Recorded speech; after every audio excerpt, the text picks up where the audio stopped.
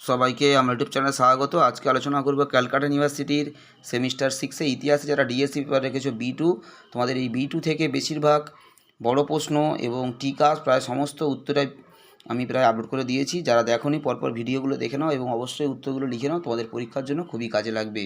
আজকে তোমাদেরকে শেষ মুহূর্তে একটা টিকা দিচ্ছি, তোমরা একটু পারলে দেখে যাবে।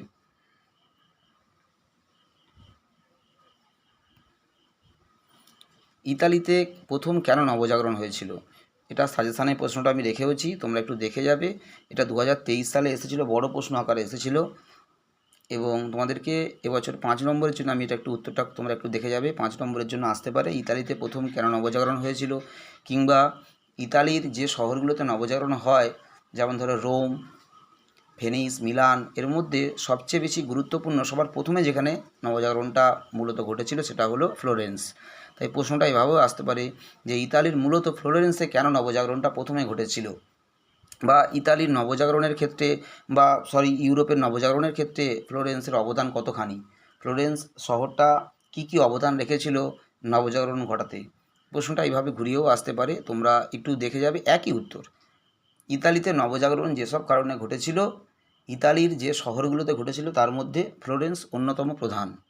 এবং ফ্লোরেন্সে ইতালির যে শহরে সবার প্রথমে নবজাগরণ হয় সেটা হলো ফ্লোরেন্স। এরপরে ফ্লোরেন্স থেকে অন্যান্য যে শহরগুলো রয়েছে সেগুলোতে ছড়িয়ে পড়েছিল, যেমন রোম, মিলান, ভেনিস, এগুলোতে। সেক্ষেত্রে ইতালিতে কেন প্রথম নবজাগরণ হয়েছিল সেই একই প্রশ্নের উত্তর ঘুরিয়ে ফ্লোরেন্সে কেন হয়েছিল তাও আসতে পারে, বা সেই একই উত্তর বা ফ্লোরেন্সের অবদান কী। তা সত্ত্বেও ফ্লোরেন্সের একটা বিশেষ অবদান ছিল, সেটা প্রথম দিকে নোটে লেখা রয়েছে। ফ্লোরেন্সের যে শাসক গোষ্ঠী ছিল তারা আর্থিক সহায়তা দিয়ে এবং পণ্ডিতদের আশ্রয় দিয়ে ব্যাপকভাবে সাহায্য করেছিল, ফলে